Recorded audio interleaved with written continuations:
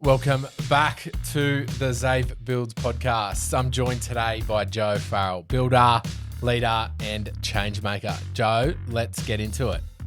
How are you today? Yeah, good. Thanks for having me. Why is it that nearly every person I've had on this podcast is saying, you need to get Joe Farrell in here? I don't know. Probably because I annoy them a lot in different ways. I don't know. I'm lucky to be blessed with a really broad network of really great people, and obviously you know them too, and you've had them on. So luckily they've said good things this time around. I think you've left a lasting impression on all these people. Oh, look, I think I've seen some of the people you've had on here, and they're all amazing people doing amazing things in the industry, right? And I think that you're drawn to people like that when there's positivity and people are actually doing things instead of just talking about things. That aligns with me. I'm a doer. I'm not a talker. So, I think that's how we all know each other, and we band together and go, let's just get stuff done. Yeah, I think you're 100% right there. Yeah. And yeah, that doer, like I want, just getting it done. Like, you get to a point where I'm sick of talking about this. We're going around in circles. Hurry up. Let's work it out on the go. Exactly. So to speak. Yeah. So tell us about your story, Joe, because look, I had this introduction written and I got to a page and I was like, I reckon Joe could tell a bit of a story better than I can. Yeah, look, it's a bit of a story. I've been in construction now coming up to my 30th year, so 3 decades, decent amount of time in construction. Grew up in Wollongong, actually Dapto. Whenever you say Wollongong, people go, oh, either they don't know where it is or they want to know exactly where you grew up. So Dapto, if anyone knows of Dapto, they know what Dapto's like. Yeah, they know Dapto dogs. Dapto dogs, and I always joke about that and sort of go, it's known for two things, Dapto dogs and maybe a couple of others that finally got out of there. But really, really humble beginnings. Don't have any building background in my family at all. My dad and my older brother are useless on the tools. But I was a Lego kid. I really loved building things when I was really young.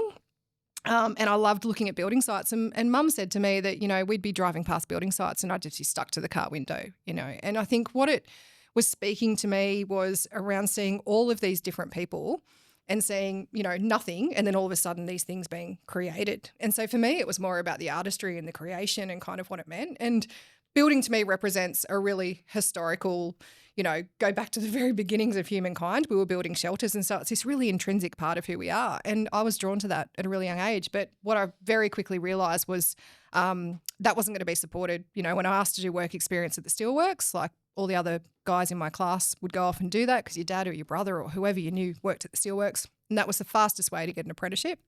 My careers counsellor went, no, you're not doing that. What do you want to do that for? And I said, well, because I want an apprenticeship. And he said, well, go and be a hairdresser then.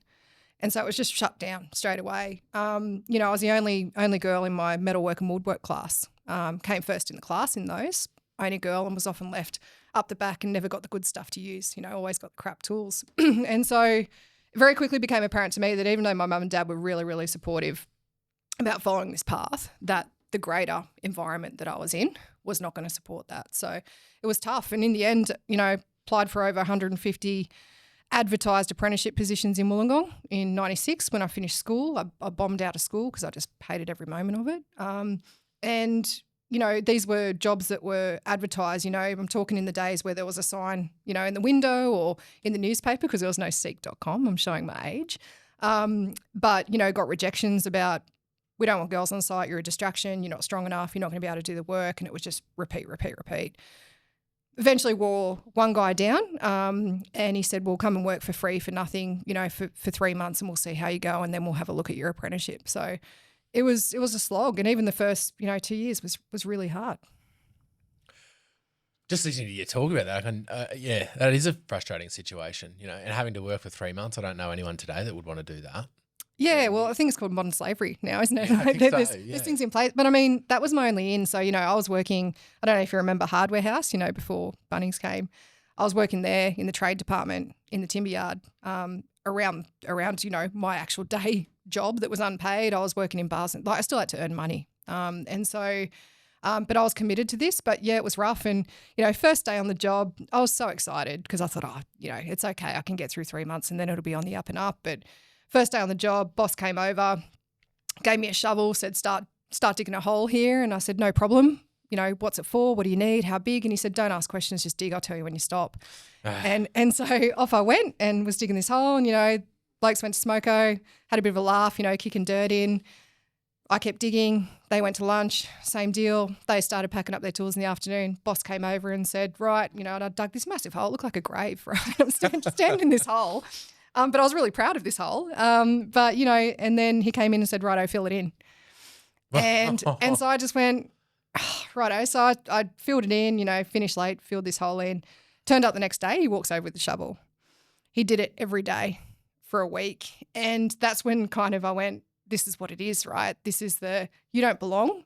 We'll make life as uncomfortable as we possibly can to prove that you can't do the job, and you'll just walk away from this. And so I had to make a decision every single day to get up, knowing what I was going to face. And that was probably the least, difficult negative, thing that happened. There was lots of other things that happened and that were said and done. But yeah, it was a battle of wills. Like, am I going to stick it out and prove that I can do it?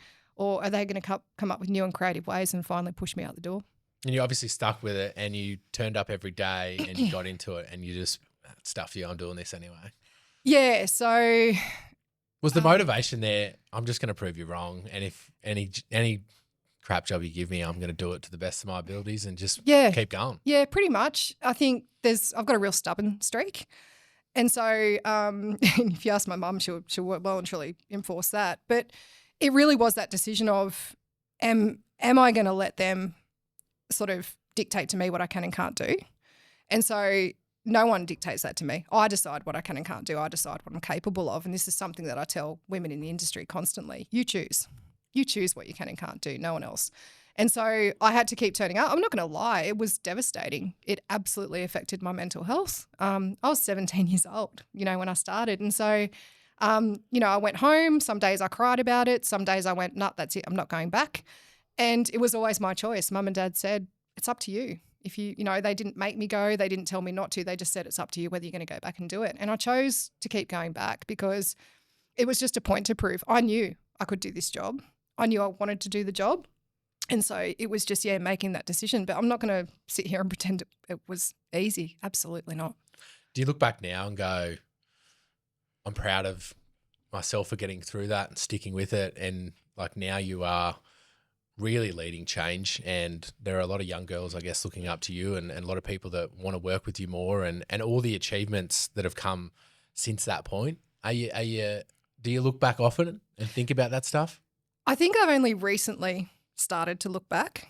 The first 10 years of my career was constantly having to prove myself. So it was those first 2 years basically sort of survival on site and really trying to learn quite quickly and to master that craft quite quickly, because I knew that I always had to be slightly better than the people around me just to prove that I was still able to stick around.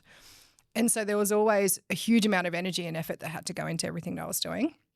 I was really good at what I was doing, and so I did become an asset, and begrudgingly the guys started to accept the fact that, well, hey, she's actually a really good hand to have, and, very well organised and all those sorts of things. In my second year, that builder actually went bust. And so I couldn't get another job in Wollongong and I had to move to Sydney. And that's where I stepped into commercial construction. So I went from doing, predominantly resi work. We were doing full cottage construction, which it was called back in the day. We were doing cut frame and truss. So nothing was prefabbed. We did everything to move into then a commercial world where all of a sudden it's aluminium and glass, and, we're doing curtain walls and a whole bunch of other things, shop front stuff. And so that was a massive change for me. And I went from being on a site with maybe 20 blokes to 250. And so the dynamic changed. I was 19 at that time, moved to the big smoke, had never left Dapto, big change. And then all of a sudden being on these mammoth tier 1 construction sites with just hundreds of people on them and still being the only girl. And so it was navigating a whole different mindset. And I'll never forget one morning, middle of winter, turning up, carrying all our tools into this site in Ultimo. And it was a bit of a trek, parking's always crap, in the city. And this guy turned around just out of the blue and said, oh, hey, make sure you don't go down to the basement levels, which was where all the change rooms were and where everybody used to dump their kit. And I just looked at him and I said, what are you talking about? And he goes, well, we can't hear you down there. And I kind of just stopped, and it took me a good few seconds to actually realise what he was trying to warn me about. And so I thought, hang on a sec, what guy walks to work in the morning and goes, oh, I probably shouldn't go into that area because something might happen to me. It's just not something that you should even have to think about at all in your workplace. But those were the types of things. And I suppose for me, probably one of the hardest things when I look back and think about what I've had to navigate, one particularly bad experience I had was, I mean, you've seen commercial construction sites, you've seen the toilet site set up and everything else. There were no female toilets on these sites. If I wanted to go use a bathroom, and I used to actually not drink anything at work, so I didn't have to use the bathroom because it was that off-putting. But on the odd occasion that I had to, I'd have to announce myself. I'd have to sort of walk in and try and, not look at the urinals and everything else. It was uncomfortable for a lot of the guys, but it was extremely uncomfortable for me. And there was a group of people on this site that decided it was going to be fun and games. And so I had people looking through the crack of the door when I was on the, in the cubicle, saying things and everything else. And this particular day, there was a group of 4 to 5 guys who stood outside that door and started telling me all the things they were going to do to me if I decided to step out of this cubicle. And I was terrified. I was 19, hadn't really been long doing this job, and I had these guys threatening all of these things. We won't go into exactly what they were saying, but it was just horrifying. And so I was in there having pretty much an emotional breakdown over this. And I was sort of going, that's it, I'm out. I'm not working in this industry. It doesn't want me. It's unsafe and I can't deal with this anymore. There were also guys that were coming in using the urinal and the cubicles next door, hearing this, and then just walking straight back out again and not saying a word, lots of them. And it wasn't until probably about 30 to 40 minutes went by of this, and by that time I was beside myself and they just thought it was great fun, that finally there was a big kerfuffle and a big noise and a bit of push and shove, and I heard a guy come in and he said, "Joe, you can come out now." And this guy was a little Welsh bloke with red hair, angry little fella that I'm still best mates with now. And he was one of the construction managers on the site. And he came in and just said, I had no idea what was going on, absolutely none, and I should have. And that was the first time that I'd had a man stand up for me in the industry. And so that was kind of my baptism, into the industry. But, when I finally then learnt, I was trained as a foreman. I then became a supervisor. I then was offered from the facade company to be a project manager, and I started doing more formal qualifications through that. But every single time I took those steps, there was doubt, there was negativity, there was judgment, there was people telling me I couldn't do the job. So it took a long time for me to kind of not have to fight for every single step I had to take. And it wasn't just a kind of, let me do this and it was a constant battle. And so for me, there was no time to look back, certainly in the first half of my career. And there was no opportunity to probably fully appreciate what I'd had to battle. And it didn't come crashing down for me until I started getting awards and I started getting recognition, and I had to talk about this stuff more. And that's, I guess, when the realisation came, 2 things came to me. Number one, it's just like, wow, you've been through a lot. The things you've had to fight for and the things you've had to do just to hold that space. But the other thing was, no other woman's going to go through this. And so from that then was kind of born the mission of, no, this has to change. This can't happen to anyone else. Look, I'm really sorry you went through that. That's not for you to apologise. Yeah, it's just traumatic. I feel so frustrated for you, but I'm also like, I haven't met you before, but I feel very proud that you got through it, because you're now leading the charge, and you're giving the confidence, and I guess bringing these issues to the top, and we can talk about it and fix it. Yeah, look, and it's one of those things that I always balance around, and I take great pains to say this, and it's always interesting when men like you apologise on behalf of other people. You don't need to. And I guess the other thing I want to say is I wouldn't have stayed in an industry for 30 years that is full of blokes. It's a male-dominated industry. If there weren't people like yourself and Jeff that day and lots of others. And so I've heard you talk about Jeff before, and love Jeff. Yeah, I'm Jeff. I always joke when I have to do keynote speeches and stuff, and I talk about Jeff, and I want to get bumper stickers made, hashtag be like Jeff. But I take great pains to sort of explain that I know that the industry is not bad. I wouldn't stay in an industry. Well, my next question here is why? Why? What's your personal why? What are you doing this for? And why did you put yourself through all of that? I know the answer, but I want you to tell me. Yeah, well, I mean, because number one, it's a great industry. Number two, I love what I do. Like I said, I love building. I love creating. I love working with a team of people and bringing these things to life. I think it's one of the most rewarding and satisfying careers you can have. And so I love everything about the industry and what it represents. The part I don't love is what I think is the minority, which I truly think is around 20 or 25% of the overall industry that don't make it a nice place to work. I don't believe it's the majority. And I maintain that. And, the people that made it uncomfortable and unsafe for me, we're doing it out of their own insecurities. We're doing it, whatever the dynamic was that was making them behave that way. I knew that it wasn't everybody else who felt that way. And as time went on, more and more people were supporting me. And to be honest, many of the men that I've had who have been instrumental in my career growth are still mentors that I have now. It hasn't always been women. In fact, there's been a lot of criticism from women in the industry. We love to tear each other down. There's a whole dynamic around that happens. But yeah, for me, it was around the fact that despite all the negativity, the trauma, the things that happened, I knew there was good stuff. And I really wanted to be able to not allow myself to focus on the negative side of it and say, well, where can this career take me? And I mean, wow, it's been an adventure, honestly. Like, I wouldn't, if I had to go back and do it all again, I would go through all of that stuff all again to be where I am now, without a doubt. Yeah, and I think that's important to note. That shows how passionate you are about the industry and how much you do love it. And everything you've just said about being creative and, how cool it is to look back at the end of the day and see something, I have that love as well, Yeah. What I wanted to mention was, and I've been thinking on this a while, like I think when blokes get into a group, they try and outdo themselves and it's just a recipe for disaster. And if you're working on these big commercial sites, it can be easy to, it's disappointing. Like I went to an all boys school and I know all about it. It's this immaturity level that comes in. It's like, I'll say this or do this to, outdo each other at the detriment of someone else, and that's the thing, I guess, that people in the construction industry have to realize. You've got to be the leader for change. You've got to be the one to step up and say, that's not on, don't do that, Yeah. And it doesn't matter. Like I've seen blokes that give apprentices a hard time and they all just pile onto that apprentice, Yep.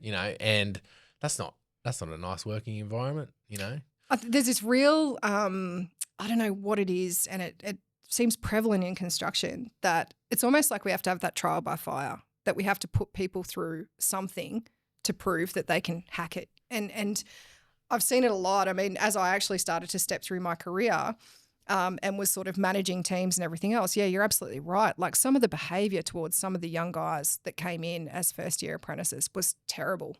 The bullying and the things that were happening to them. And I'd step in really quickly on that and I just couldn't understand the dynamic of it. And one of the older guys turned around and said, oh, we've all been through it and it's just something you have to do. And I'm like, yeah. But it's our responsibility to stop that, right? They've created, they've gone through the ringer, went through their apprenticeship, so they think they've got to do it as the next piece. Yeah. And when I started the business, that was a big thing that I was like, no. If you're an apprentice and you put in and you do the right thing and you invest in tools and you have a crack, we want to support that. And the more you know, the more we can pay you, essentially. Yeah. Whereas the old mentality was, he's just an apprentice. He can't do that. He can, or she's just Yeah. And that needs to change. And one of the big things I keep talking about in this podcast as well is how do we attract the next generation? Yeah. And we're not going to attract people to the construction industry by being hard on them and just because you went through a difficult time in your apprenticeship, you feel like you've got to give it to the next person. No, you need to go, well, I don't want the next person to go through that. Yeah. Yeah. It's one of those things. I mean, if you look at construction as a whole, and if we just focus on, the negative side for a bit, but we have the highest drug and alcohol rates out of almost any other. I think we're now above mining, which is horrendous. But we also have, high rates of gambling addiction. Our suicide rates are through the roof, which we know. Mental health issues. We have porn addiction. We have other, things. And then we do find that there's a strong demographic, and speaking to some other organisations that I work with, is there's an overrepresentation of construction people that sit in the family violence arena. And I'm talking both genders here. I'm not segregating that. And so our behaviour on site, the way we treat each other and the way that we work on a daily basis is affecting the broader community and how we actually interact with each other. And so when we talk about the behaviours and everything else, I mean, again, coming back to how they treat apprentices, I heard a guy turn around and go, oh, they're too soft, you have to harden them up. And how we do that is by bullying them relentlessly day in, day out. that is craziness to me. Like, it doesn't make any form of sense that you want to break someone to make them hard. And it's just this weird sort of rhetoric. Not but the it's Navy SEALs. Yeah, no, and exactly right. And it's sort of, I constantly speak to people, doesn't matter who they are, and just saying, you know, your only obligation every morning when you wake up is to come and just try and be a little bit better today. And I try and do that. And some days I fundamentally fail at being better. Sometimes I go backwards 10 steps. I'm having an off day, haven't slept well, not feeling it, you know, have a confrontation with someone that never had to be a confrontation. So I'm not sitting here preaching saying I'm perfect, far from. But I do have it in the back of my mind that I do have to try and creep better every day on these things and lead by example. But that's everyone's responsibility, whether you're a labourer, apprentice, whether you sit at the top of the food chain, you know, bringing that part of yourself and understanding that, yeah, you're right. Like, if 168,000 people every single year leave the industry, which is an absolute stat from the federal government, we're not replacing them that quickly. So how are we supposed to work together and get this stuff done? And it all comes down to our behaviours every single day and whether or not we're going to keep whinging about all the problems we have, or we're going to start changing ourselves and actually start standing up to it.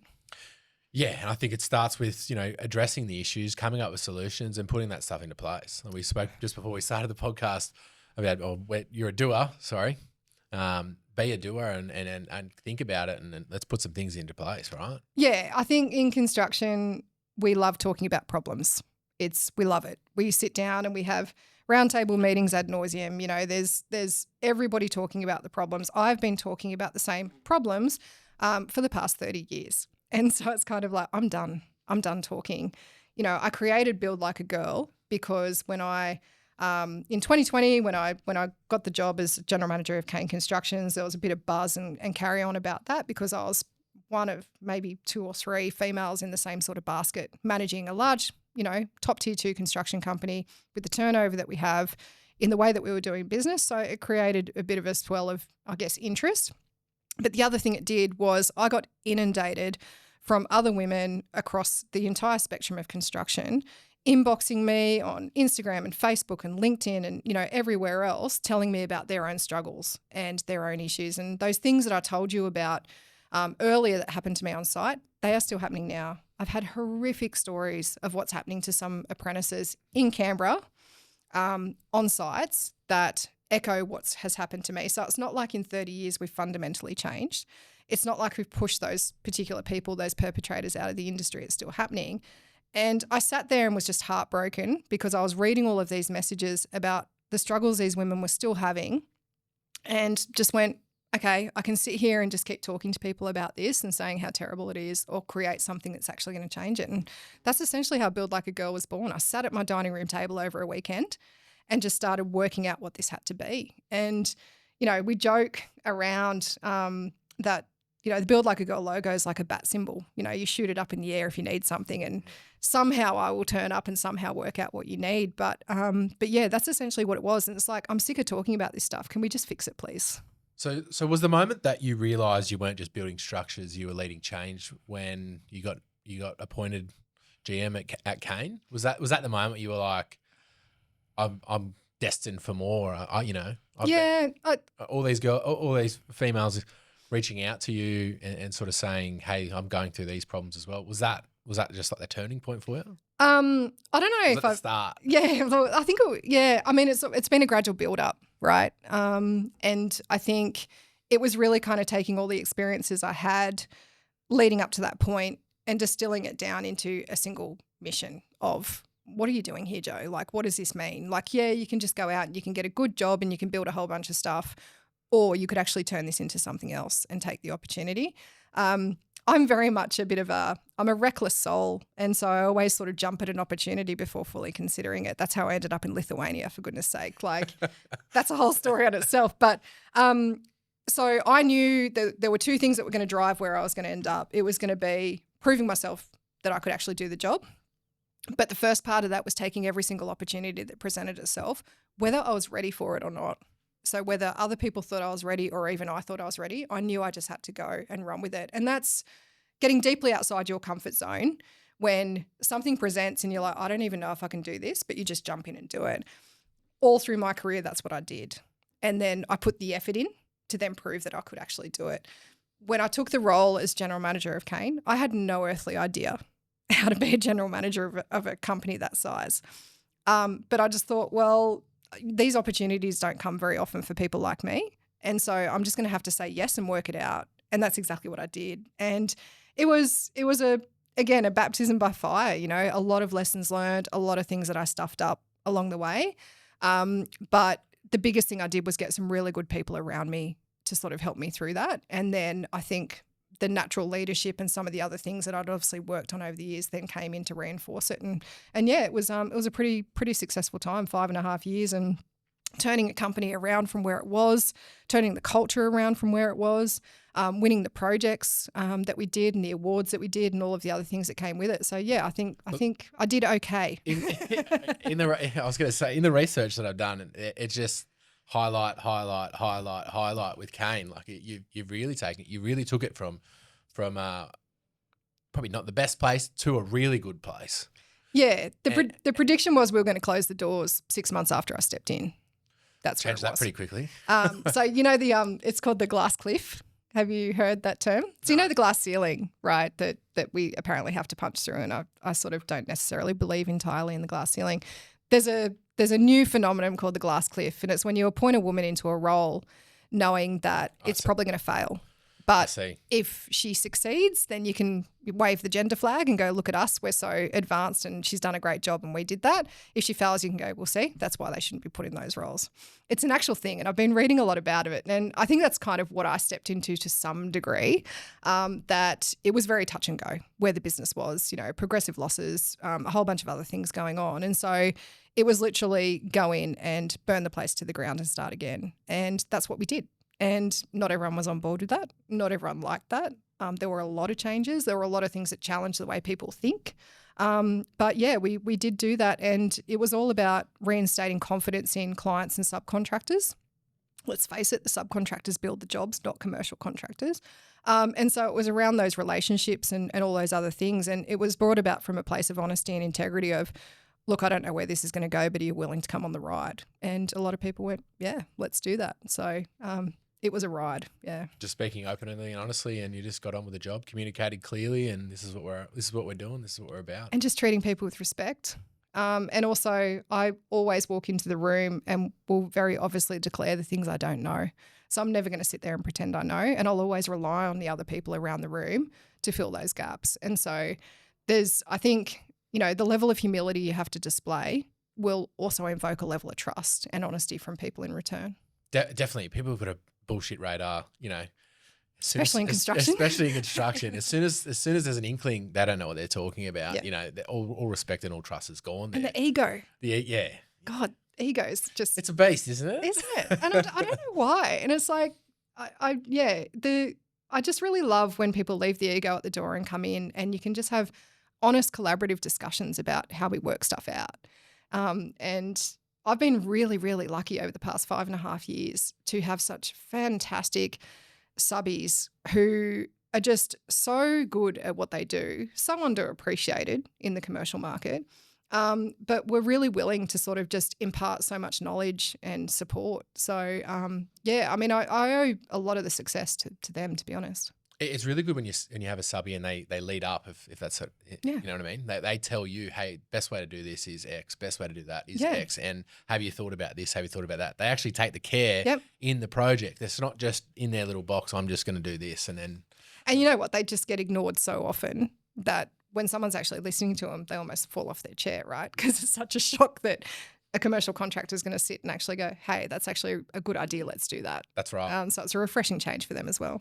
One of the things I've picked up on all the different guests that I've had in is everyone seems to have done the same thing in terms of bit off more they can chew, or taken on something that they weren't fully confident in and just got in and just worked it out along the way. Yeah, yeah. And I think that shows that's really positive for the construction industry. I think is that we can do it if we just think about it, and like that's sort of setting an example that we can, be better, because. Right now we're sitting here and we're going to talk about all different sorts of things and address some problems and go through some stuff and try and come up with some solutions. I think the starting point, particularly in Canberra and particularly from people outside of construction, is to maybe show us a bit more respect. I feel that in construction we all get painted with the same brush. I think there's a real lack of respect around people who wear high vis.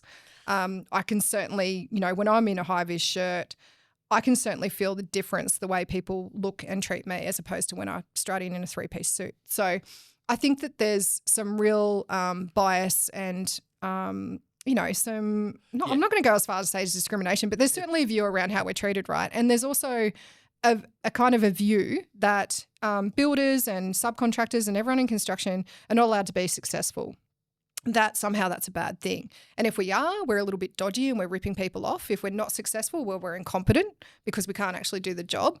And so we're trying to find that middle ground about where we fit and what's socially acceptable to everybody else is a really hard place to be. And I think that, not having the respect, particularly for tradespeople, when I see, apprentices getting around and the skill sets that they have and the things that we do, I don't really think people fully appreciate that. And I think there's got to be a lot more support for the construction industry because people probably don't realise how much the construction industry gives back to the community and what we do. And at the moment, we're struggling. The commercial world is absolutely struggling. Dead. And the residential, I don't even know what the plan is there, to be honest. And so it's kind of this thing to go, we're the second largest employer in Canberra. We're the most integral piece of the ecosystem for community and charity. So, I've done a heap of community and charity work. I know you have. I know all of the people on the podcast that you've have as well. So if we're not healthy, if our industry isn't healthy, if our people aren't healthy and we're not making good money and we're not delivering projects in the right way, what do you think is going to happen to the rest of the community out there? Who supports the teams, who gets all these other things done, who builds your charity houses, who donates all the money for sleep outs and other stuff, who does that? And so it'd be nice if we can actually have a healthy respect for what we're doing. We know we need to clean ourselves up. We get that. But also, can you start from a point of respect in the first instance? 100%. I everything you've just said there, I couldn't agree with anymore. And if I can clip that up and play that every day. Just in a loudspeaker. Yeah, because we are professionals as well. Yep. Sometimes I dress up in the high vis and put the shorts on and look a bit grubby just to, see how people treat me or use it to fly under the radar a little bit. And it's very, very noticeable. Mm-hmm. And it's almost like you're a second-rate citizen sometimes. Yeah. And it's that old mentality of the tradesman comes in the back door, Mm-hmm. and that's somehow that's still around, Mm. and part of the podcast and why I wanted to do this as well was to show people that we are humans. We are dealing with all these our own issues as well, and we're trying really hard, and we want to win for you. Yeah. Like if you're employing us to do a job, we want to do a good job. Yeah, yeah, and we're also allowed to make money. Yeah, absolutely. We're allowed to have profit. We shouldn't always be on our knees. We shouldn't always have to, if you look at legislation changes and the things that the industry has been hit with over the past 18 months, we had 4 key legislation changes within the space of 6 months, which is just horrendous. And, it's all of these things that we constantly get hit and we just roll with it. We roll with these punches consistently. We barely utter any type of sort of pushback on it and we just get on with work. If that was happening in any other industry, there'd be riots in the streets, right? Yeah. But we just kind of go, well, this is just our lot and this is what we put up with. And I just don't think there's enough appreciation for that side of it. And, again, that contribution and the things that we do. We look at sports teams, in the community. Every builder or tradie on the back of their shirts. Yeah. You look at the sheds that are built and donated. I've sponsored ACT cricket. We've sponsored AFL teams. Like we've built a charity house. We've raised that much money. I think in the 5.5 years I was with Kane, we raised almost $1 million through various charities and things that we did. That's massive. That's huge. And that's in Canberra. That's massive. Coming out of our bottom line. That's not money that we just have in our back pocket that's sitting there able to give away, and that's through generating other goodwill. And my poor subcontractors, I bled them dry with every time I send an email saying, hey, I'm doing this charity thing, and they're like, oh, can this just stop for a while? But no one ever said no. Yeah, I think it's because we want to better the community. We're trying to build homes for people. We're trying to build infrastructure for people. I think it's part of the nature of the construction industry, and it's important that people understand exactly what you were just saying. If you think about it, I was asked to do the charity house. So I stepped into Kane in 2020. About 4 months after that, MBA came to me and said, "What was that charity house called again?" The Strathnairn Charity House. The Strathnairn Charity House. Now, talk me through the charity house in high detail, please. Yeah. So, and this is the madness that I just say yes to and then work it out later. So I started the job with Kane, full transformation. 3-month transformation phase for Kane, which was just crazy. started Build Like a Girl at the same time, was also sitting on a number of other not-for-profit boards and other things. And then the MBA approached me and said, would you consider doing a charity house that has a focus on female trades and builders? And I just went, yep, sure. I'll figure out how I'm going to slot this in later. But of course, just say yes and, lead with yes, work it out later. And and then I kind of realised what I'd sort of bitten off, which is a lot more than I could chew because I'd never built one before. I didn't know what I was doing. Also consider the fact that even though I'm a licensed builder, I sit in commercial. I'd sat in commercial for 10 years. I'd come off defence projects, light rail project and a nuclear decommissioning plant and then got told, you need to go out and sort some footings out for a house. I didn't even remember how to set out this stuff. So, it was one of those things I went, right, okay, what does this look like? So, and it was one of the mandates and one of the things that we wanted to do was showcase women and what they could do. And so I had to go out to businesses and organisations that were either owned and managed by females, had a strong female contingent, employed apprentices, all those sorts of things. And that's not easy. And at that time, we then had to I developed with Emma Scraby, who used to work at Spark and now runs the Umbrella Collective. We did a pathway program because we just wouldn't be able to get the women in the door that we needed. So we had 10 women come through a pathways program as part of that build and worked on the build with me. Out of the 10, 7 got full-time employment out of that. Quite a few of them now are fully qualified, so they've actually gone through their trade. 3 of the women decided construction is not for them, which is like, that's fine, that's what it's for. But yeah, we built this house. 80% of the subcontractors that worked with me on that house were female-owned and operated businesses or had female apprentices in their contingent. And yeah, we built this house right in the middle of COVID. So we just started digging footings, had started getting ourselves out of the ground, took a bit of time. It was also designed and engineered by women too, by the way. And COVID hit and all hell broke loose. And so I'd had all of these commitments from suppliers and other people to be involved. And then all of a sudden things tightened up. And, I had phone calls from, husband and wife teams who run these businesses saying, Jo, we really want to help you, but we don't know if we can do this now, because they were on their knees. So they'd been, shut up for 6 weeks, not able to get jobs, all this stuff, and we're still trying to pay their staff and still keep the lights on. And I was like, it's fine, don't worry, I can sort something else out. But they still wanted to help.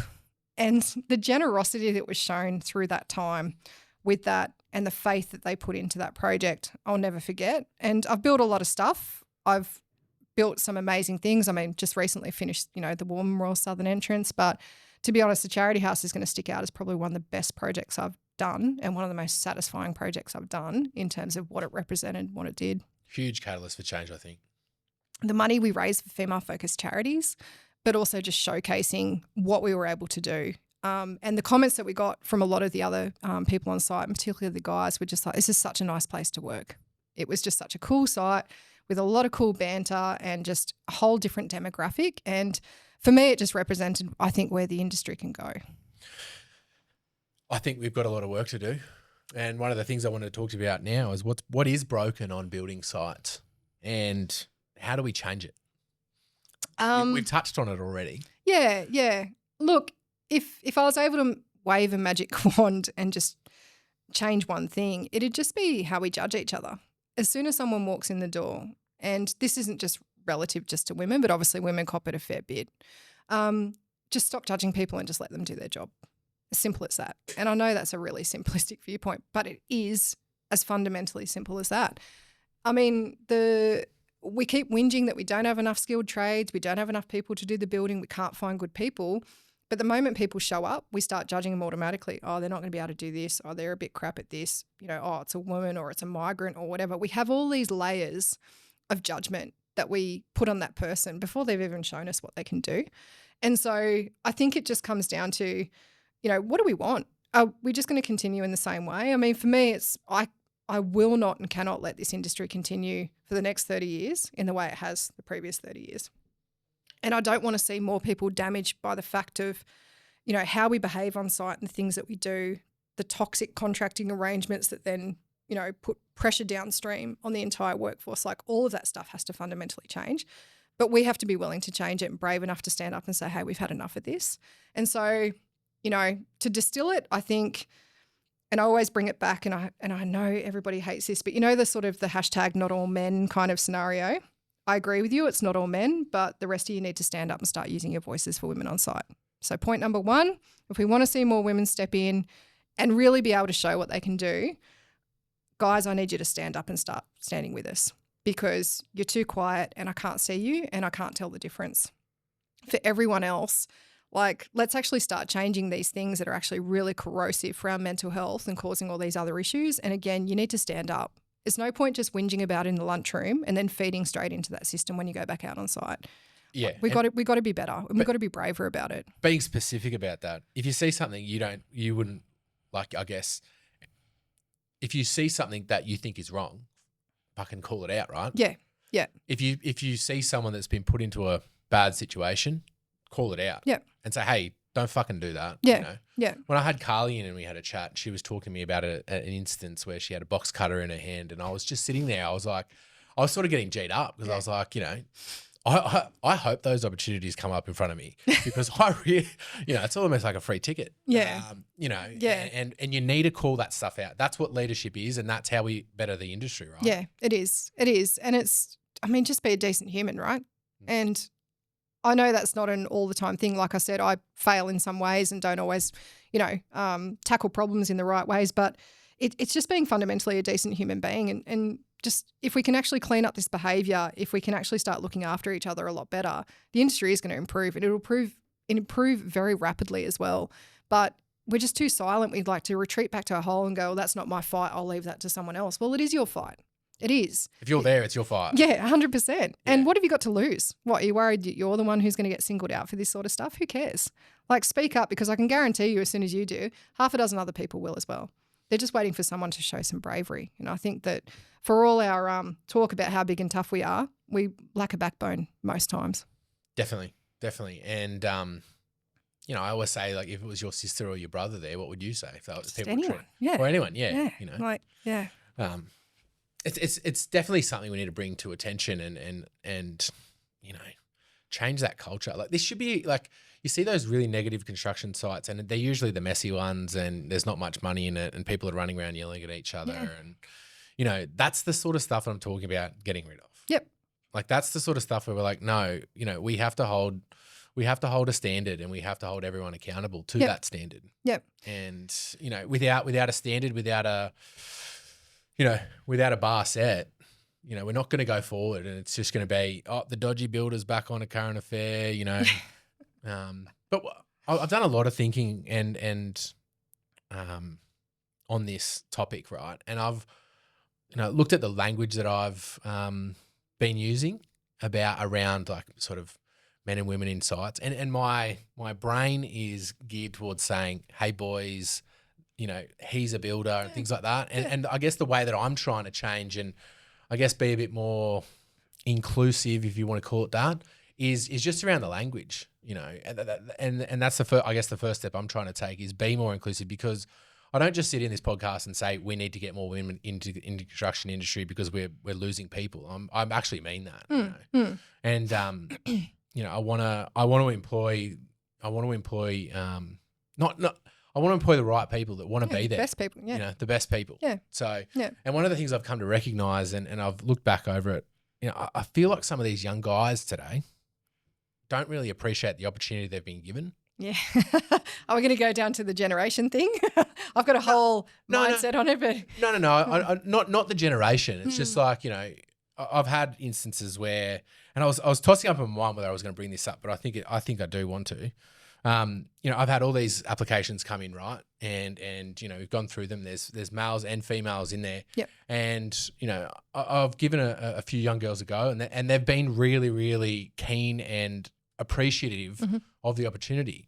But some of the younger guys are sort of like, oh yeah, whatever. Do you know what I mean? Yeah. And I think, you know, you brought up some of the points before about, you know, the hiring females, and there's a few bridges there that need to be, I guess, need to be spoken about, and a few things that we need to get around, because I think one of the things, if you're looking at hiring a new person and you've got a female there, I think the old mentality is absolutely not. But how do we change that mentality, do you think, Joe? Yeah. I want to take a step back to what you said before just for a sec around language, right? I don't get hung up on language, and I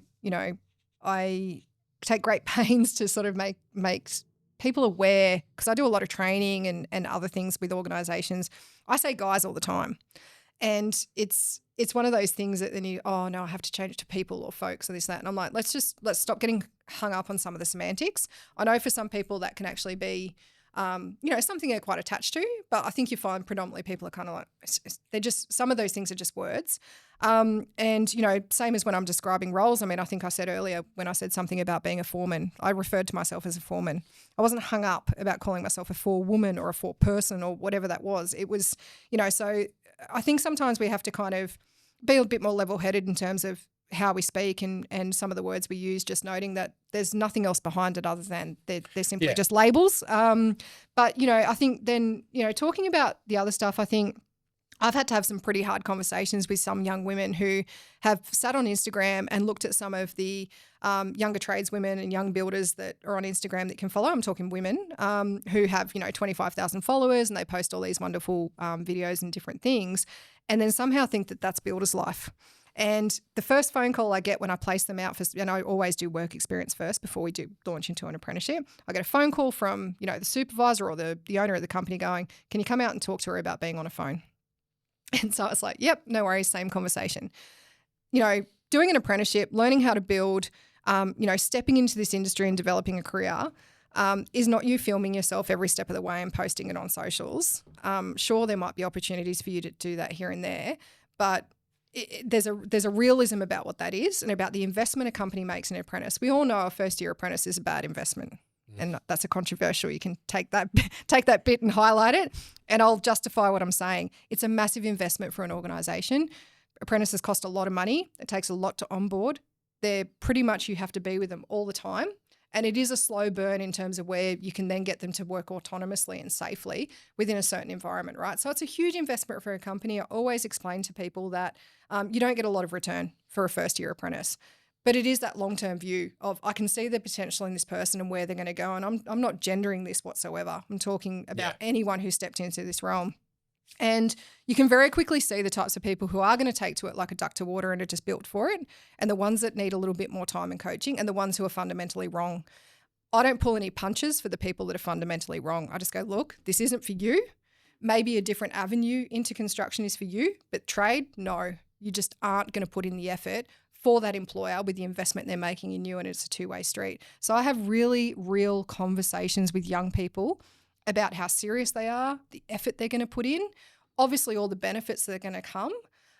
But it is understanding that at the moment for businesses to invest in young people, to put apprentices on and do all that stuff, it's huge for us. It is huge for an organisation to carry that burden and to make that long-term investment in an individual. And are you actually getting back from them what you need in the short term and long term? 90% of the time it's no. You have to work really hard to get there. And from a generational aspect, we are seeing some generational nuances where we are having young people step into this realm and go, how come I'm not getting paid this much? And I don't want to work this many hours and I don't want to do this. And it's like resetting the expectation about what we do and how we do it. So I think, again, I see this sometimes in training organisations I work with around having some of those real conversations about what this is. So yes, we have to change the industry culture to attract more people, but I think there needs to be a reasonable expectation about, hey, there's some effort here too. Definitely. You got to know what you're getting into, and you got to want to be in. You got to want to be in it. Yeah. But if you want to get a generational, the new generations that come through are always, I want it now. I want it straight away. And with an apprenticeship, you've got to put in the work. Yep. And you've got to get to that point at the end. Yep. And what you're going to learn about yourself and what you're going to learn, the things you're going to better yourself on, like resilience, confidence, life skills, like how to answer the phone is a big one for my young apprentices, Yep. And I think they're the things that I'm trying to highlight to be like, it's not going to happen overnight, but when you get signed off and then you've got all these opportunities, Yep. you've got a trade behind you for life. That's where you need to be at. Yeah. And then you can make your decision whether you want to be a builder or you want to be go into development or go into commercial stuff. It's sort of a foundational skill, I think, that what you're getting. And I guess what you're saying is these younger people coming in need to understand what they're getting themselves into, and it's going to be hard, right? Yeah, and there's effort. You have to reciprocate effort. if an employer is putting effort into your training and all of the other things that come with that, you have to reciprocate that with some decent work. And so, I mean, one of the things I'm probably most proud of is the fact that I am where I am without a university degree. And I guess what I really like to point out is that, and I'm not denigrating or, you know, putting shit on people with a university degree, but what I am trying to demonstrate is you can still be very, very successful following an alternate path, which is a vet path through TAFE or, you know, wherever else you study. But basically I went from a Cert 3 in construction, general construction carpentry, you know, and I've done Cert 4s in project management and estimating, and, you know, I've sort of banked those things up over the past 30 years and done them when it's convenient to me or when it's needed for that next step, right? But I've never gone down a university route. Purposely, I didn't want to carry that debt. Secondary, I just can't sit in lectures. You know, it's not my thing. And really, when I stepped into Kane, took on this role, one of the first things that was said was, you can't do this job without a degree. And it's like, well, watch me. Because it's not about that. It was about all the things I had learned over the previous years that I could then instill in this business and actually do this stuff. So, you know, cost plans, forecasting, all of the commercial stuff, all the contracting stuff. If I didn't know it, I taught myself really quickly, or I went out and got the help that I needed to learn it really quickly. And so, you know, what I find really, really frustrating in industry as well, when people sort of look at apprenticeships and everything else, they somehow pigeonhole you and say, well, this is the limitation on what you can do. Sorry, but bullshit.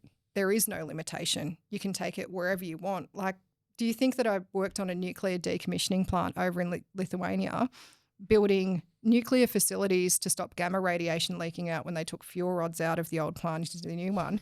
Like, and I was I was open and honest with them and said, I do not have a university degree in that. And they said, Jo, we've got all these German engineers who have the degrees. We need people who know how to build this stuff on site.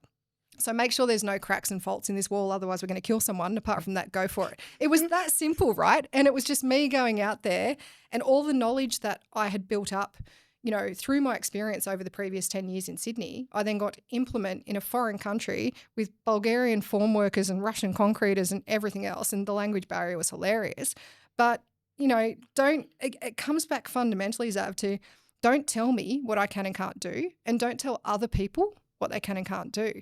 Like, they will show you if you give them the opportunity. And so you can, you know, sort of frown all you like, or, you know, sort of think people wearing high vis is somehow less than. You have no idea what they're capable of. None. We sometimes make it too complicated, don't we? Just get in and do the job. Correct. Yeah, and have a laugh about it and stop taking it so seriously. That's exactly right. And just give people a fair go. It's a pretty simple formula, actually. Yeah, I think sometimes there's just so much regulation. Like, so many boxes to tick, and you need this and you need that. When I was at school, my careers advisor, I said, I want to be a developer and, you know, or a project manager. I want to go to uni. And they said, don't go to uni. Yep. They said, go and get your apprenticeship, then get your builder's license, and, you know, do the certs along the way. And then you'll only have to, if you want to do project management, you're only going to have to go to uni for 2 years, and it'll be part-time. Yep. And, you know, and that way you'll come out of it with an apprenticeship behind you, a builder's license, and, you know, a project management thing. Yeah. And I was like, okay. And that was great for me because I didn't want to be told what to do in a classroom, and I didn't want to have homework to do because, you know, at school, like, it was hard for me to, I guess, stay motivated when I couldn't tangibly see what I was learning, or like I couldn't put that towards, I'm going to use that in real life, you know? Yeah. So I needed to get out there, and I wanted to make money, you know? Yeah. And I didn't want to have a hex debt as well. So yeah.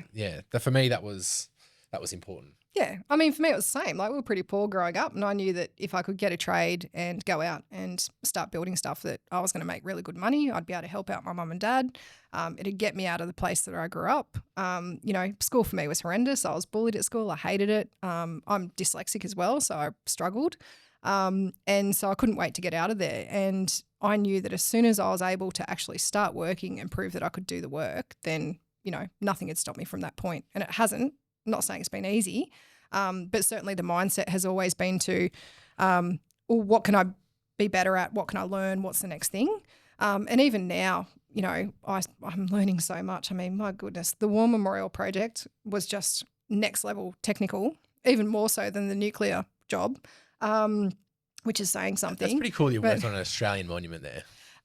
It was a very special project. You know, there was a lot of personal attachment. You know, my granddad fought on the Western Front in World War II and lived to 102, the old bloke. And I knew that he'd be incredibly proud about it. I mean, there's a story to tell. There's lots of stories to tell there. And I think we get hung up again on the semantics of the politics sometimes instead of honouring what it should be.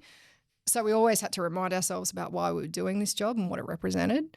But, you know, again, never thought I'd work on a job like that, how technical it was and just how much I learned. And again, my poor subcontractors, because I'm like a little toddler that kind of walks around and goes, why is that like that? And what does that do? And just pepper them with questions. And they're like, Joe, can you probably just let us do some work and then you can come back later and ask more questions? And because I'm that person on site. I just pester everybody to try and know everything.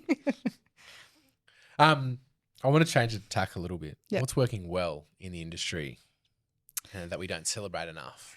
That's a positive thing. Yeah. So as much as we've spoken about the crap stuff, I'm going to come back to say I believe most people in the industry are really good.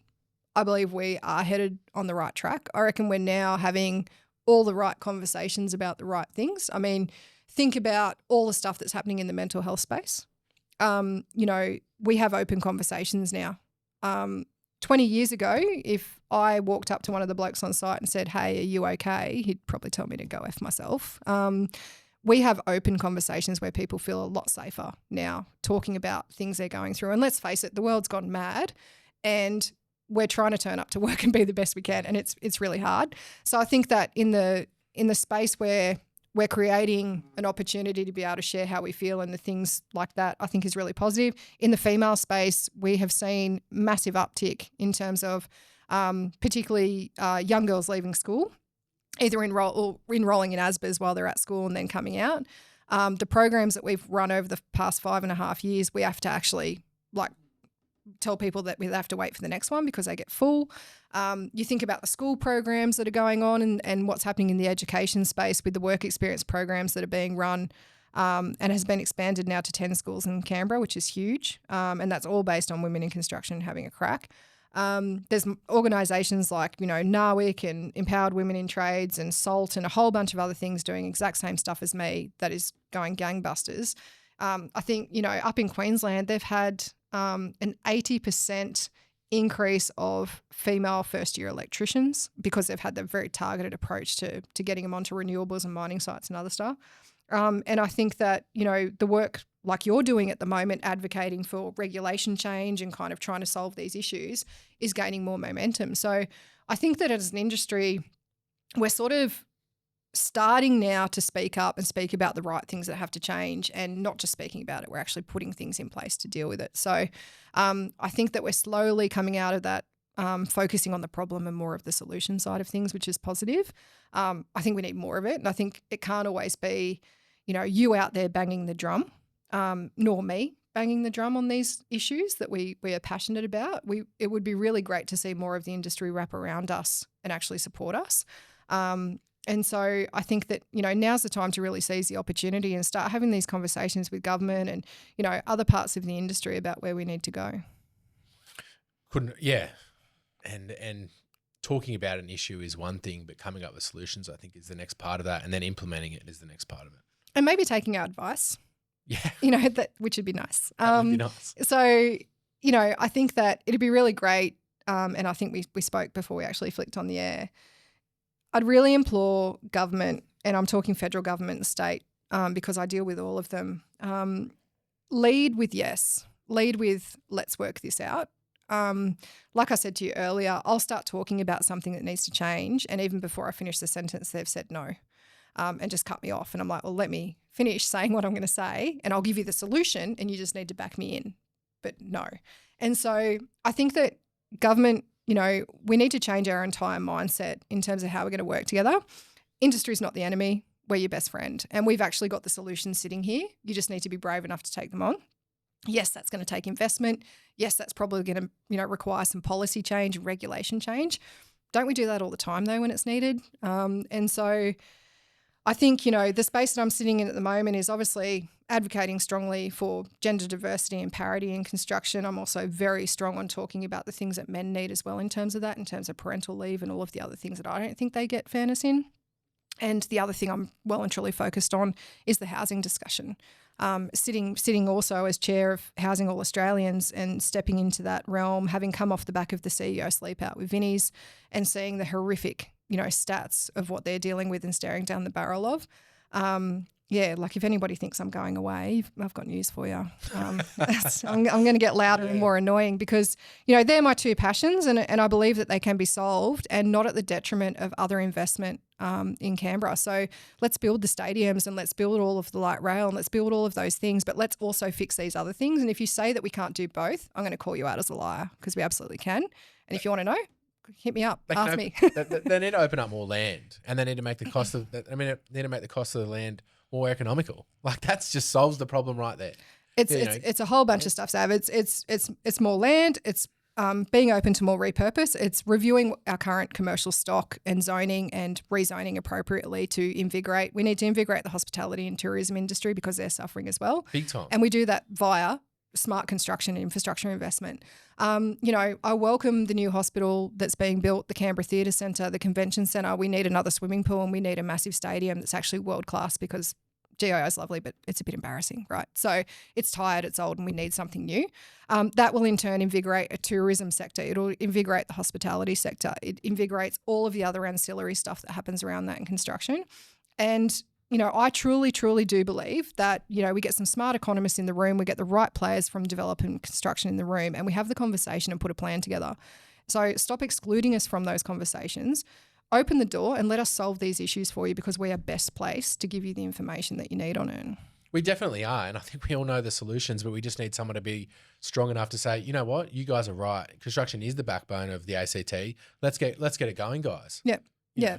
I mean, and there's other levers in terms of, skills shortage and the other things, because straight away, whenever you say this, right, it's like, but we don't have people to build. We do. We have so many people. We do. But there's, where has that come from? Yeah, it's an excuse. And I think it then enables the argument to be turned back to the industry in terms of going, well, if we did all these things, announced all these projects and gave you all this land, well, you wouldn't be able to deliver it in time. No, you don't get to say that. We'll tell you and we'll find a way because we always do. But I think it's a very quick deflection to tell us that. But, other things I think that we need to advocate for is can we bring back mandatory licensing for every single trade? Yeah, I spoke with Dan Cusack about this and I was a bit on the fence about landscapers and where they should have had a license. And I was concerned about, giving all the trades licenses. I've thought more on it and I think you're right. I think we do need to have all these things licensed. And my original concern was, well, the government's, screwed everything else up and bottlenecked everything. I don't want them doing that to these other trades. But now I think about it, I'm like, well, we've got all these other blokes out there that aren't worrying about building approvals, building all these crap structures, ripping people off, doing all the wrong stuff. And they just go to the next place and do it. Yeah. There's a couple of reasons I'm all for it. I mean, back in the day when I first started, no matter what trade you were, you had to be licensed. You had to go through an indentured apprenticeship and it was your training. So you weren't anything unless you did 4 years and popped out the other side and then proved that you could actually do your trade. So I think, getting that back and getting that streamlined, number one, it also invigorates the training sector, which is on its knees. I think we have only maybe 2 GTOs in Canberra now. Is that CIT and MBA, is it? MBA don't do it anymore, ATC. Yeah. And they don't just cover construction, they cover everything. GTOs are dead in the water and I think that we actually need those back because it just creates a different point of employment for businesses and a little bit less investment sometimes that they have to front up with. Quality standards will rise. We start weeding out the people in the industry that don't belong there, like you mentioned before.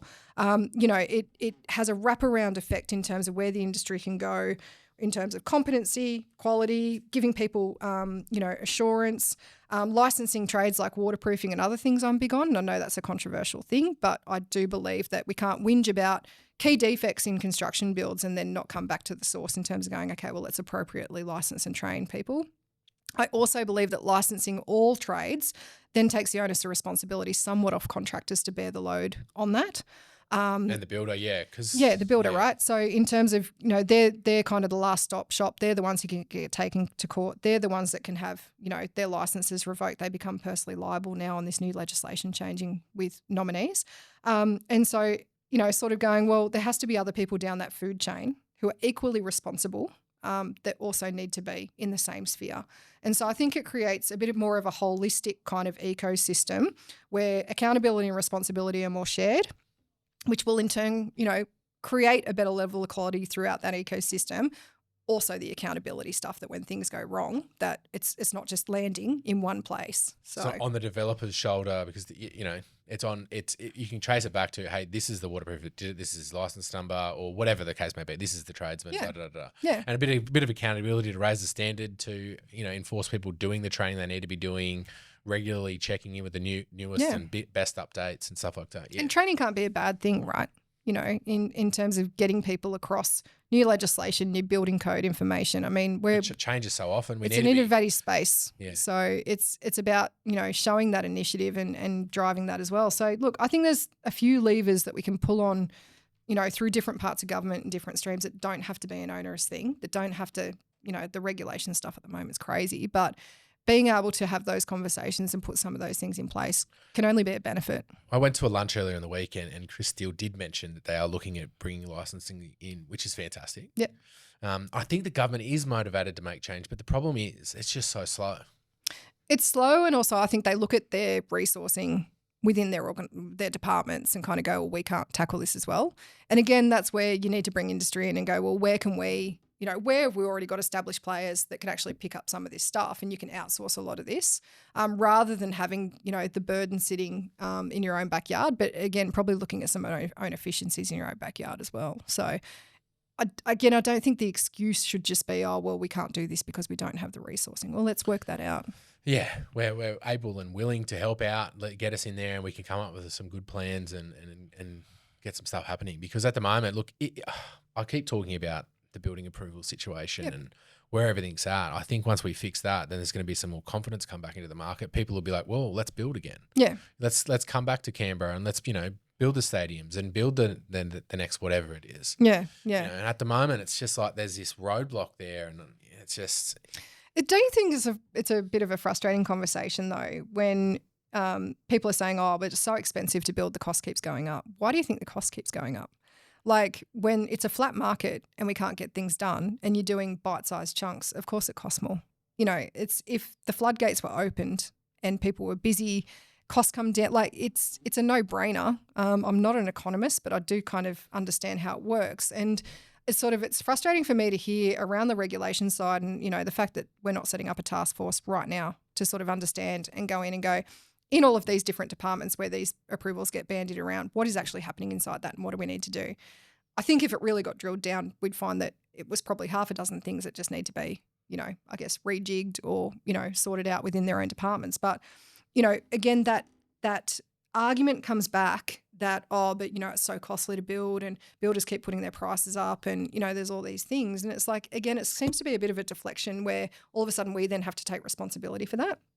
So it's more expensive to build in 2025 than it was in 2020. Of course, that's a given. We know that. We know what the markets are doing internationally. We know how it affects us here. But using that as an excuse not to do the regulation part and resolve that is not going to make it any better. So there needs to be that deflection of the blame and shifting the blame into other realms, I think needs to absolutely stop. Just get a task force in, sort out where the blockage is. There's a cork in there somewhere, pull it out, and hurry up and get these approvals done. Well, New South Wales have done that, and I've noticed my projects in New South Wales seem to be, they're much more motivated in there to get you out the door. Yeah. And I'm really enjoying it in there. Yeah. It's really frustrating using the online portal, but... Yeah, the online portal's murder. Yeah, but it's better than having to upload your plans to 7 different places that we do now in the ACT. Yeah. And, you can talk to one person in there, they've got everything, they've done all the blah, blah, blah. And, there seems to be a shift in New South Wales a little bit. Like they're motivated to get stuff happening. Well, they've got KPIs to meet. So, I mean, they did have a shift in terms of how they were going to approach and unblock, and that was based on some pretty heavy lobbying from the developer side. And so now they're KPI driven, that there has to be measurements in place internally for them about how much they actually get out the door and what the time frame is, and anything that starts to tick over that time frame is actually scrutinised. And so love that. Yeah, right. So it's, I mean, the thing I've never understood about Canberra, and I've been in Canberra for 12 years now, is we act like we're the first ones doing stuff. And it was really interesting because when I first got back when I first came to Canberra, landed at 2013. I'd been overseas for over 3 years and I'd travelled extensively. And I landed back in Canberra and applied for a site manager job. And I got told I didn't have enough experience.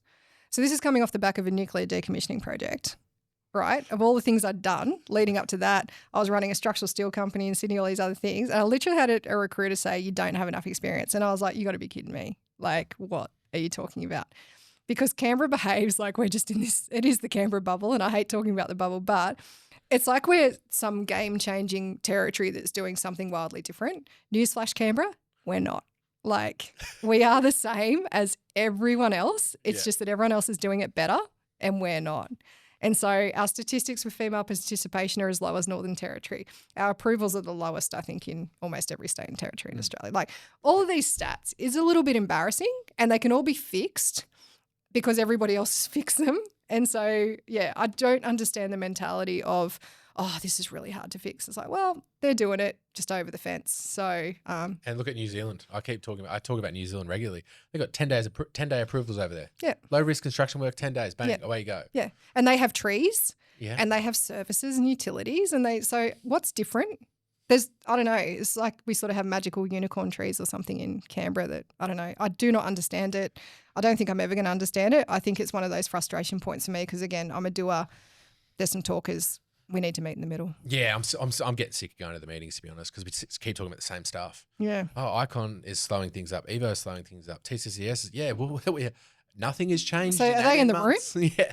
But they weren't in the ones that I've been to. They have been to some different meetings, and it's just like, okay, well, you guys are slowing things up. Well, you need to do this and you need to do that. It's like, well, reject the application and tell us that. We'll do it, and away we go. Yeah, Work with us a bit more and free things up, and let's get cracking. It's a pretty weak approach though for the deflection and the blame just to be handed around the table when it's convenient, right? 100%. Like the meeting I went into, I think it was last week.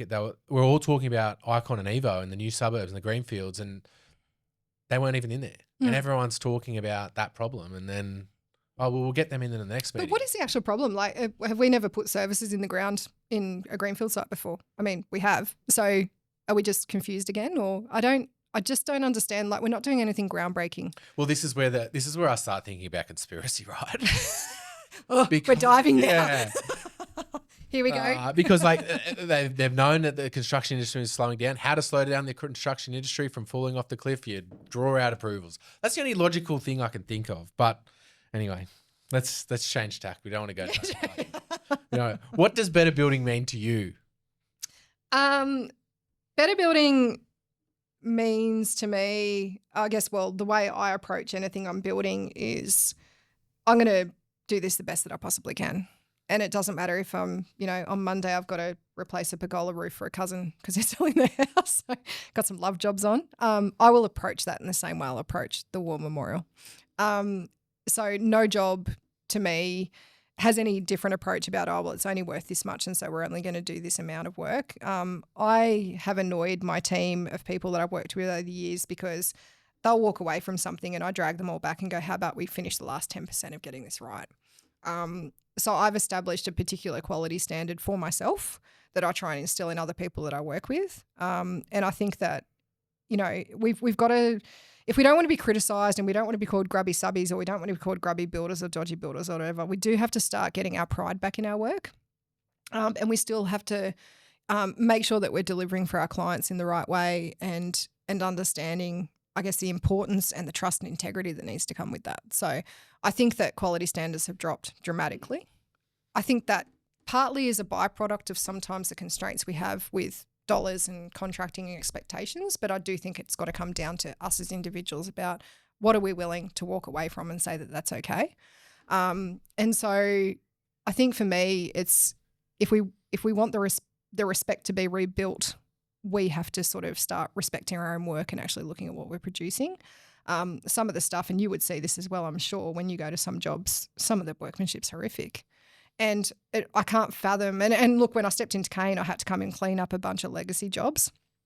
And I was so stunned and disappointed that people had walked away from a job and left it in that state. And it's just unfathomable to me that you would even think about doing that. And so I know there's constraints with money sometimes and, defects and different things and they obviously put a drain, but it's like, what do you stand for? What's your imprint? What's your reputation and your legacy in the building industry? And I talk about legacy a lot with people I work with to go, you're doing this and this is your personal brand. People are going to look at this and they're going to see your face. So what do you want them to think of when they look at that? And I think that we've lost that a little bit. I think with all the kicks and the hits that we've taken, we've decided to just go, stuff it, I'm not going to do that.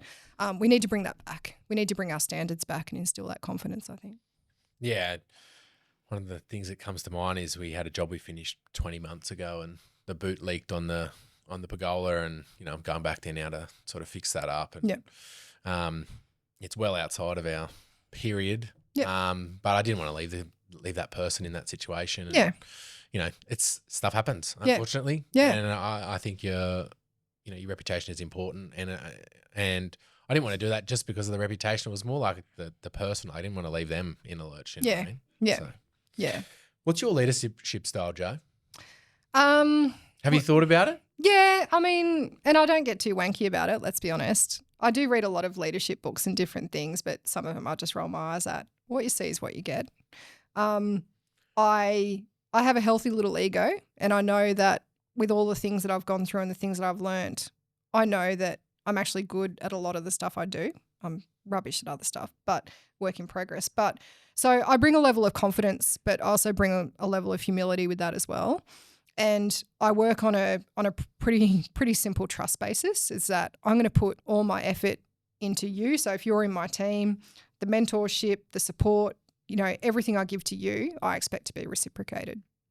You don't reciprocate that, then I don't give you as much of me. So that sits okay with a lot of people. With some people it doesn't work. We work it out. But the leadership style is pretty much just, I'm just trying to be better and I'm trying to lead with a level of integrity and honesty all the time.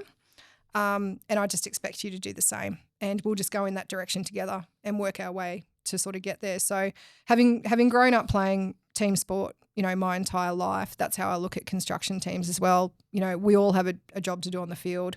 If one of us falls, somebody else has to step in. And it's basically we all win or we all fail.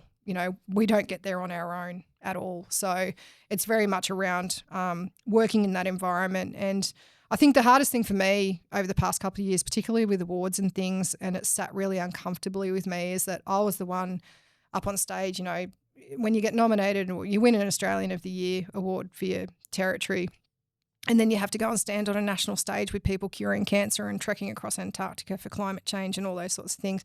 Your imposter syndrome comes flying back at you full force, right? And I'm just standing there going, I'm just a builder standing on a stage with a bloke who's got terminal cancer experimenting on himself to solve it. And I'm standing here next to him like, God, I don't belong here. And then I had to realise, and I got some really good advice from people close to me going, it's not even about you. It's about what you're representing. And even though I'm not going to speak to all of Australia when I'm standing up on that stage, I am going to speak to a certain demographic of people that need to see what's possible. And so I think the leadership style was be the best representation of those people you can be so they can see that. So now it's sort of like it's not about me and it's not necessarily about my story. It's about all the other stories I need to tell of all the other fantastic people out there who are doing good things. So if I get the opportunity to talk about them a bit more, then, that's what I've got to do. How do you deal with resistance? Whether it's cultural, institutional, or personal?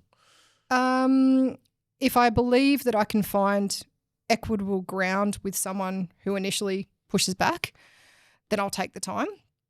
I don't waste my time shouting into the void. So when I spoke about, that minority of the industry, the 20-25% that just don't want to change, don't want to welcome women or other people, I don't even bother with them. I don't waste my time. What I do focus my time on is people who share the same values as me and the same thoughts as me. That's where I spend all of my time, empowering them to speak up, helping them get to where they need to be. I'm not going to waste time arguing with people who are too insecure, petty, whatever it is going on in their lives, because they just suck the energy and soul out of you. I was going to say protect your energy by doing that. Yeah. So And look, I get a lot of resistance. I get a lot of excuses. I get a lot of pushback. I stood up in front of 450 people down in Victoria a couple of months ago giving a presentation, and I got heckled from the back from a bloke who went, "Oh, I'm just so sick of hearing about women in construction. It's always women." Just gave it to me, and I went, "Come on, talk to me. Tell me, get it out, have a rant." Did he come up? And afterwards we were best mates, right? And so because I saw that he was just a bit frustrated about being left out of the story. And I'm like, yeah, I hear. I'm sick of talking about it, like let's talk about some deeper stuff. But so if I think that we can find common ground, I'll spend the time. If you're a person that just is the complete opposite in values to me, I'm turning around, walking away immediately. Not going to waste my time with it. It's a good way to be. It's the only way to be. Yeah, you can't fight a brick wall, can you? No, I mean, it's like the comment section on Facebook. Oh, the cesspit. Yeah, you know what I mean? Like it's there's something else going on with people like that. Just don't go there. Don't go there. Yeah. And I had plenty of comments because I was all plastered all over socials with all the awards and everything else. And some of the comments were hilarious. And some of them just kind of reinforced why I'm doing what I'm doing. Yeah, and I think it is important doing what you're doing. And one of the questions I got here is, what advice would you give to someone in leadership who actually wants to create change and not just talk about it? Like, if there's someone that's considering hiring, what would you say to them? Give a girl a go, or what's the I think advice for leaders is just jump in, and it doesn't have to be something massive as well. I say this to people all the time. Change doesn't happen in one massive wave and one big explosive thing.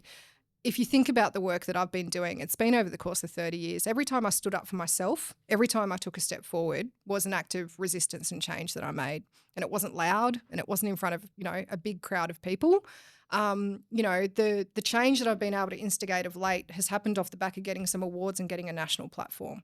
So yeah, there's some big stuff happening there, but all of the other things that have happened in really small ways. So for leaders, it's just back yourself to back someone else. And little ways you can do it is, and I say this to other women who don't support women well either, is, if there's a promotion or something going in a job, whether it's, into a 4-person role or, some exec role or even not that, but just something where you can see that a woman would be able to step up and demonstrate that she's able to do it, maybe in a different way, maybe in a different style, but isn't really being considered, you can back that person in. So nothing stops another woman or man in a workplace going to their boss and going, hey, give that person a shot. Like, they might not tick all the boxes with the qualifications, the other things, but I reckon they'd be really bloody good at it. You can do these little acts of things that don't have to be big. And for leaders, it's just about having a bit of courage to go, it might be a bit of a bumpy ride, but I reckon we'll get there and it'll be good in the end. And so you're not always going to get the dramatic shift in one, fell swoop. But it's making those little changes, like having open, honest conversations around parental leave with men and women in your organisation and what that looks like, because it's different for everybody. Being willing to trial different things to see how flexible work and other needs that need to be met need to happen.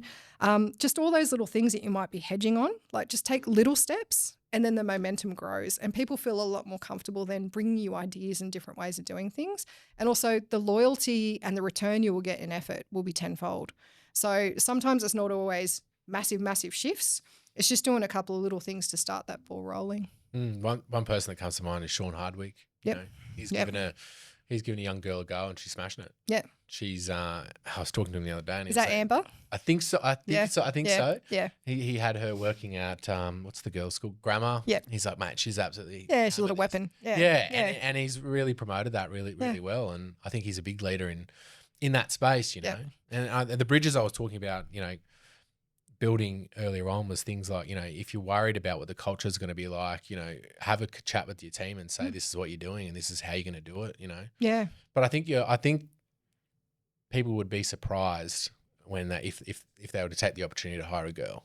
I think the stereotypes work both ways. One of the most frustrating things that sometimes comes out, and I think people mean well, but I hate it and I correct it all the time.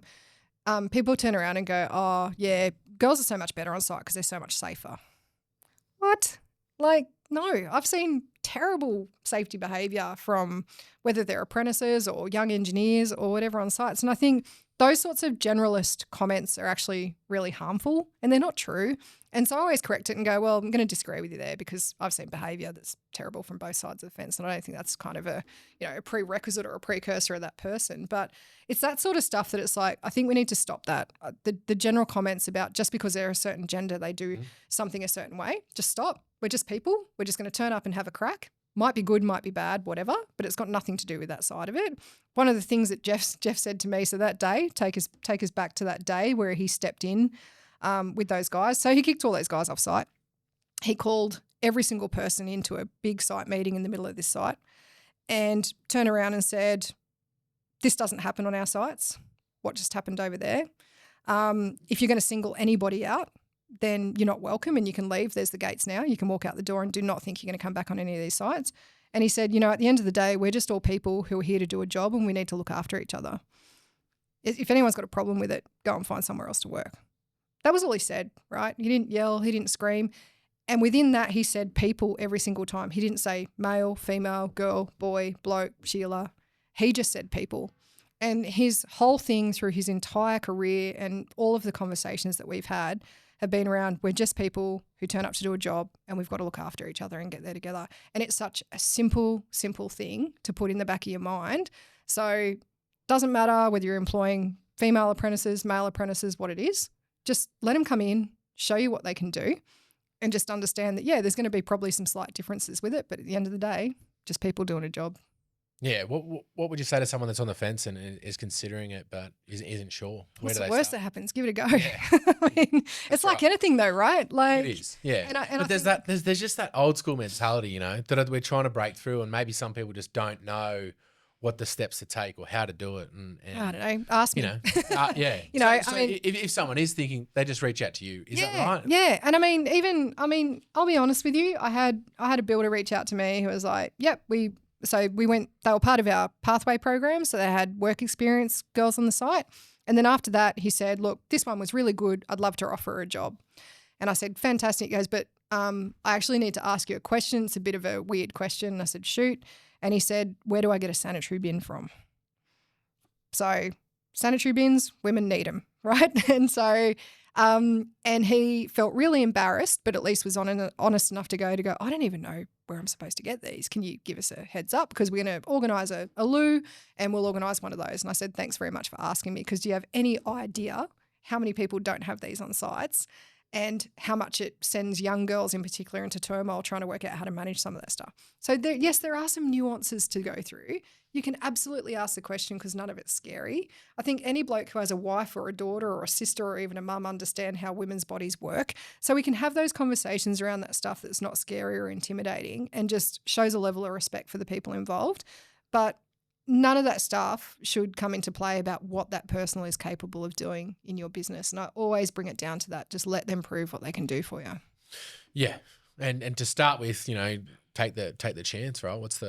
I guess what I was trying to say earlier on was, I've lost my train of thought. What were you trying to say with all that, Zach? We've been going pretty hard, haven't we? Oh, yeah. I think what I was trying to say was, just that old mentality and getting through that and giving it a chance, because we've got half the population being female. We need more. We need to bring more people into construction industry. We're losing too many if we don't make some changes now. Yeah. The amount of people leaving the industry is really scary at the moment, to be honest. And it's happening at all levels, through commercial, through residential, whether it's white collar or blue collar, whichever way you look at it. People have just had a gutful. Like they just want out and they want to see what else is out there. And that's scary to me, really, because good people are leaving. Yeah. And we that's not sustainable. I know a lot of people that have left the construction industry because they're just like, I've had enough of this. Like I can't get any momentum. I've got people yelling at me left, right and centre for not being here, not being there. Yep. And tradies get such a bad rap. Builders get such a bad rap. And, yesterday I saw a bloke in Sydney, Diligent Decks.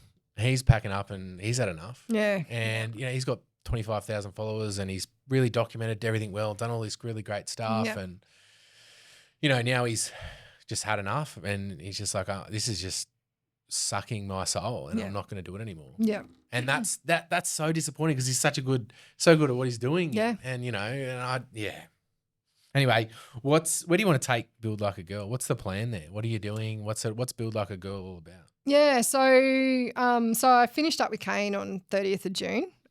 So I gave them 9 months notice and said, hey, listen, I think I'm going to jump off end of financial year and really kind of pursue where I can take Build Like a Girl, because I was having trouble balancing both. After the awards, the recognition, a national platform, I get asked to do a lot of public speaking.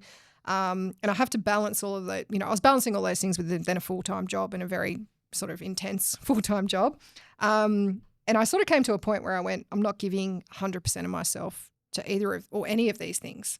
And that's not okay with me. I don't like doing things half-assed. So sat down, had a good long think about it last year. And then I had a really good meeting with the owners, managing directors, and just said, look, I feel I need to sort of step out. I feel like it's been a really good time that we've had with Kane, and I'm really proud of where we've taken it. But I think I really need to focus on this other stuff now. This is the next step. And they were really great about it. They were obviously disappointed, but they were very understanding around it. So it's been on really good terms, and they gave me their blessing. And so I finished up with that. And so at the moment, I've got mentor programs running. So I run formal sort of structured mentoring programs. I've got one running with Icon Constructions for their Strathnan school site. So there's a all-female project team out there.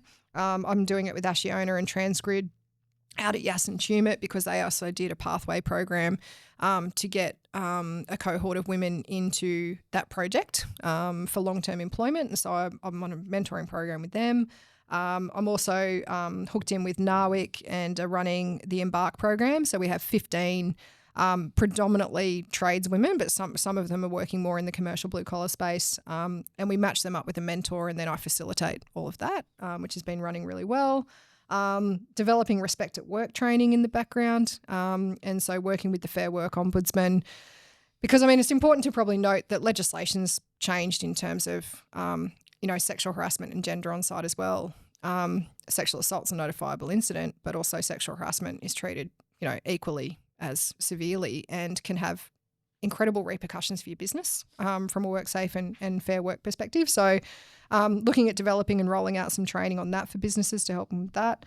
But the focus has always been around the women and girls that I help. And so at the moment, I've got a number of women and girls who are either out of work, so downturn in the industry, and they've been pushed out the door, which often happens. Some of them are entering the industry and don't know where to start. And that's really the grassroots work that I focus on. I don't get paid for any of that. So Build Like a Girl's never paid me.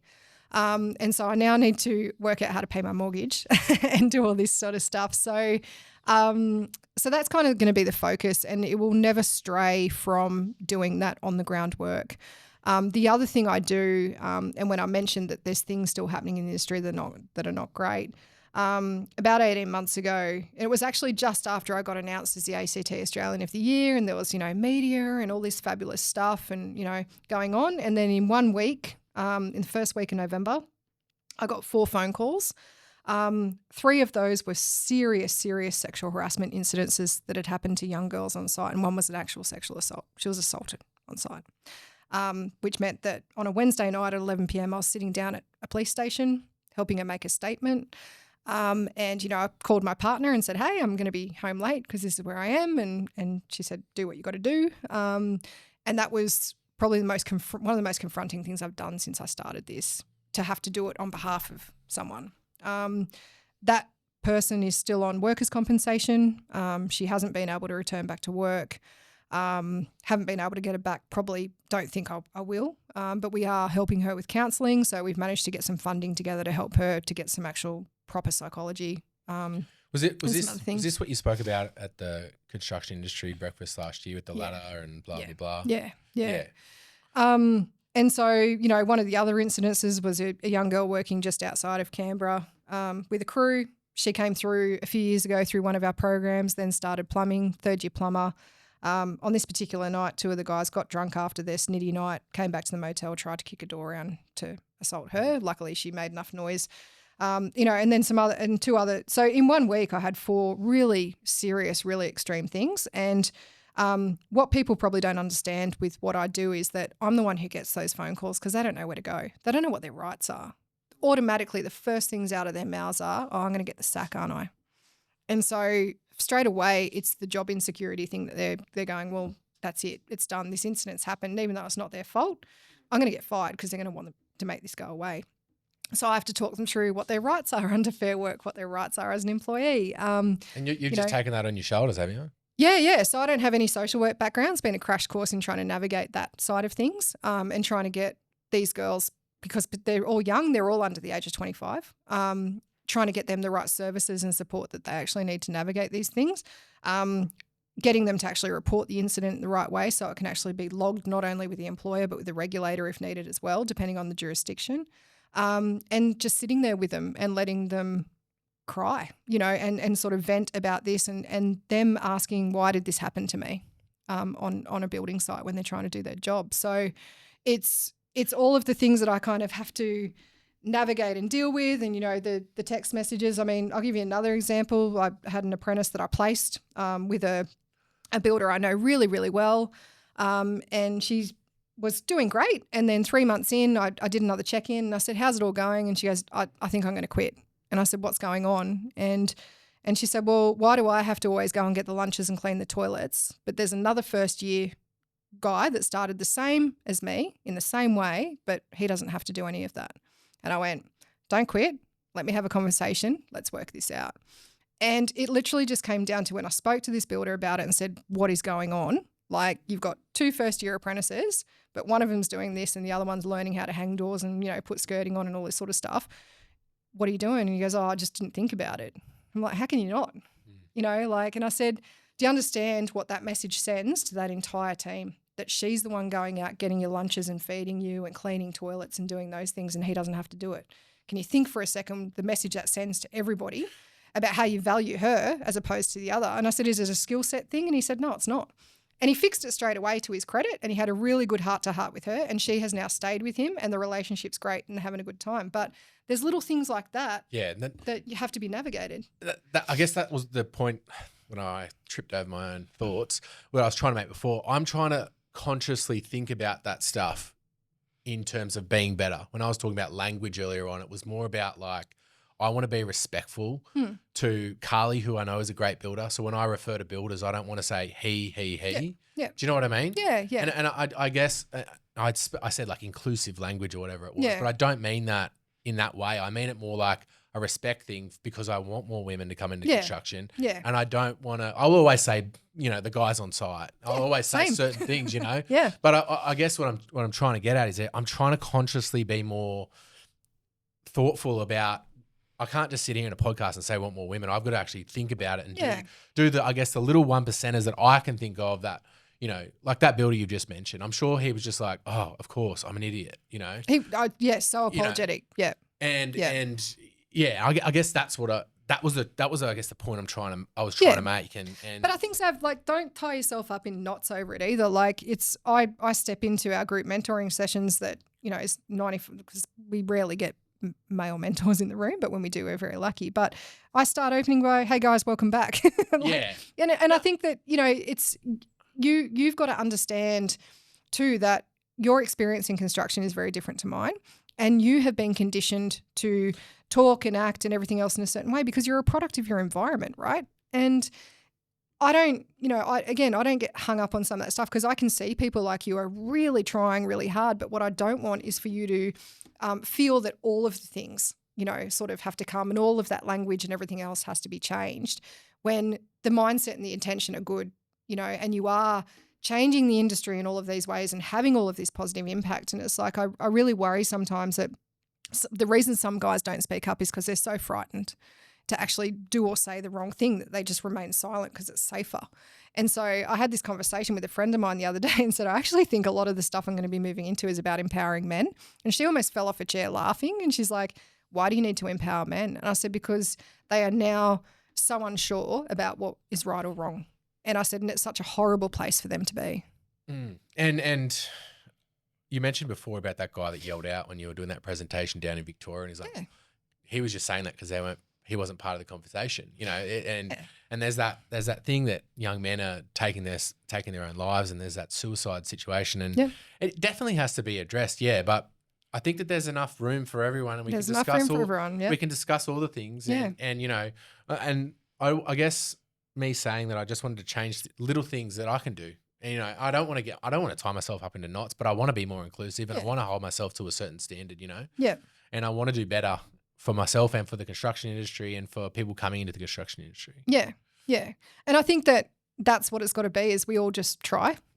I've been trying to not swear so much on site because I'm having a terrible time with that. have the mouth of a sailor. And so even to the point where some people have gone, geez, you really swear a lot. And I'm like, I use it as like punctuation. It's emotional language. And I do try and justify it when I see these little memes pop up to say that people swear a lot are more intelligent. I don't know if it's true, but I hang on to those. But I do swear a lot because I'm a product of my environment, and I do also realise though that again, environment's changing, and some people don't like that, and so I do try, but I fail a lot. So I think the trying part's the key, right? It's if we're all just chipping away at it and trying, and some days will be great and some days we don't. Isn't that the thing? I think that is the thing. Yeah. 1% better every day. Yeah. 1%. And if you don't get it that day, you'll get it the next day. 100%. It's a percentages game, and as long as we're trying. Exactly. We've got to keep moving, Joe. Yep. We're breaking records here, aren't we, Ross? Are we? How long is this going for? I think we're at an hour and 40. Woof. Yep. Which is great because it feels like it's been a whole bunch of stuff out. It feels like it's been 5 minutes. Inspiring the next generation. How do we get more women and young people generally into trades? I actually don't know if we need to really inspire them that much yet. I think there's been huge change, and I think that young women, the confidence levels on young women at the moment in terms of actually having a go at the industry, because all of these pathways and doorways are now open. It's kind of like, well, do we have the jobs for them? Because right now there's going to be in this education program that's running, which is like a try a trade program. So it's gone from 5 schools, and I think it was 70 participants, 70 young women, to now doubling that. And I'm standing there going, okay, well, that's 140 plus students that we need to place across businesses for work experience over the next 12 months. Number one, can our businesses handle this right now in terms of the economic situation that we're in? Because all of them are champing at the bit. And when they pop out of school in the next 18 months, are we going to have 140 apprenticeships ready for them? I would say at the moment, no, absolutely not. So I think that the inspiration part, we're kind of across. They're the ones champing at the bit. They're the ones saying, open the door, let us in, let us have a crack. I think, there's still the culture piece in terms of retaining them, which is where the hard work is. But yeah, I actually think young girls now blow me away with their confidence and willingness to step into the unknown and get out of their comfort zone. Yeah, look at women's sport. Like that, it's just going gangbusters, isn't it? Yeah. I mean, look at the amazing things. Who's the American basketball player, Caitlin? Oh yeah, Caitlin Clark. Just has changed the game, literally, Absolutely. right? And I mean, Serena Williams and Venus have done that long ago. I mean, Simone Biles. I mean, I love sports, so I can list off all these women. But yes, the world is changing. I think it's changing at a rapid rate, and I think that young women now are seeing all of the opportunities ahead of them in different industries and sporting arenas and other things. So it's sort of, are we actually ready for them? As industries, are we actually ready to take them in? I'd say we're probably now going to get caught unawares because they're going to be kicking down our door. Completely changed from my situation where I had to kick 150 doors down. It's the other way around. So as an industry, are we ready for that influx and for what they're going to do? Well, with a housing crisis and, I think we have to be ready. Yeah. And we can fix this and we can get going and we can get some stuff happening. I think rates coming down is a big positive. Yep. I think Agreed. I always like to put hope in the future and say, Yep. we can do this, we Yep. can do this, Yep. Yep. Yeah. I remain an eternal optimist and know that you have to be, don't you? And even after everything that's happened, but I think I can see momentum now. Like nothing shifted for the first 20 years of my career. And then all of a sudden the last 10 has been like a tsunami. And so, and even more so now, I'm like, we're sitting at the top of this wave. And if we're smart, we won't crash off the back and things are going to change in a massive way. And so we're sort of teetering on there at the moment with a little bit more investment in some of the stuff that we do and all of these other levers that you're talking about pulling as well. I think the industry can change dramatically in the next decade, more so than we've ever seen. I think it's starting, and I think it's rapidly changing, and I think we're going to see some big change in the next couple of years. Yeah, yeah. What advice would you give to? I'm going to say I've got young woman here, but thinking about picking up the tools or walking onto site at the first time. I was going to say young person, whatever. Yeah. What advice would you give to them, Joe? I mean, just give it a crack, and also you've got to be open to learning and listening, and I think that along the way, sometimes where I failed was when I thought I already knew it all. I got quite cocky probably in my late 20s. I became an operations manager of a really large structural steel company across Sydney, and my ego went through the roof. And that was actually a time that I started failing in what I was doing because I stopped listening to people around me and I stopped learning a little bit. I somehow thought I knew it all, like at the age of like 27 or 28. So, it's that understanding of, this is your first hit out. There is so much to learn. You're going to learn from all sorts of different people. You're going to learn a lot of different ways to do things. The one thing I find hilarious in trades and in construction is when we love shit canning each other's work, don't we? It's just this, you don't do it that way, or, And so it is, I think construction has been such an education for me. And I think that you need to go in with a level of humility and go, you are starting from the bottom, whether you like it or not. But you can rise really quickly based on your effort and based on your openness and willingness to learn from people. So you can't lose if you have that mindset. So, but go in there and you're gonna cop some crap, and people are gonna have a few cracks at you and everything else. But it'll always be brought back to just going in there and prove that you can do it.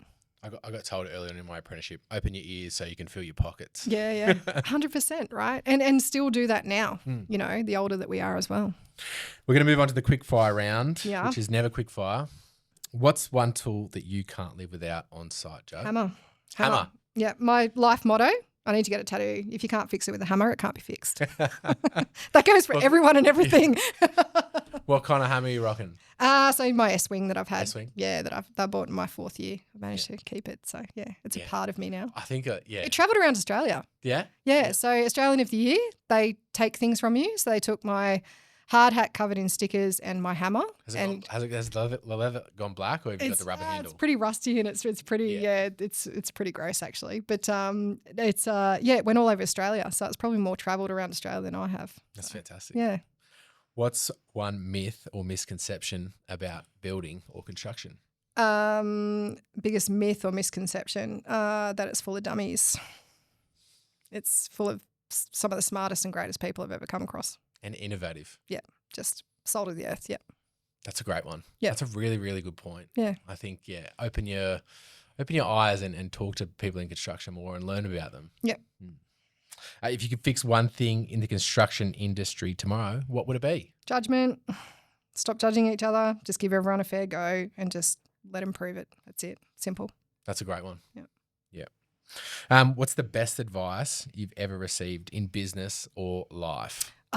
So when I was in Lithuania, I was surrounded by all these just wildly intelligent German engineers and just amazingly intelligent people. And I used to clash with this one because I thought he was really condescending and, just making me feel like I'm an idiot. And he wasn't. And I didn't realise until after I left and I sort of sat down and actually thought about what he said. And he said to me one day, we were clashing on this thing, and I was just arrogant. I was just being really arrogant towards him, to be honest. And he said in German the equivalent of simplify your life. So he just said it in German and then he got up and walked out the door. And I took offence because I thought he said this like thing in German that's obviously highly offensive. And then when I put it into Google Translate, it translated to simplify your life. And it wasn't until I'd gotten back to Australia and I actually reached out to him on LinkedIn. He was retired by that stage. And I said, what did you mean? And I said, because at the time I was wildly offended. He goes, oh, no. He goes, you're going off like a frog in a sock. You're just behaving like a little shit. But and he said, you don't need to complicate what is already complicated.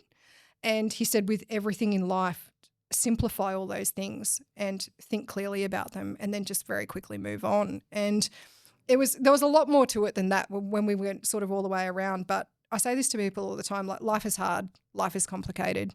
In construction, we seem to aim to make it harder for for ourselves and for each other constantly.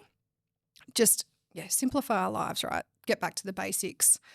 Don't stress about that stuff and don't hold on to stuff. Just flush it down the toilet and get on with life. That's